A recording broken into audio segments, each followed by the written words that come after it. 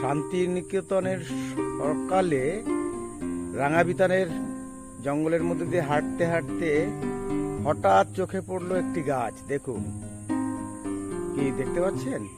তাহলে আমি বলে দিই, কামরাঙা গাছ। আমি প্রথম দেখলাম, তাই আপনাদের একটু দেখাচ্ছি। দেখুন, সেই কামরাঙা গাছ। যদিও এখন ফল ধরেনি, সেই কামরাঙা গাছ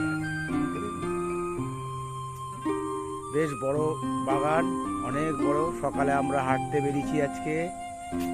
ওই যে সামনে কাকু যাচ্ছে, আর আমাদের বডিগার্ড আবার দিয়ে দিয়েছে ইয়ে থেকে, রাঙাবিতান থেকে। দেখুন, এই যে বডিগার্ড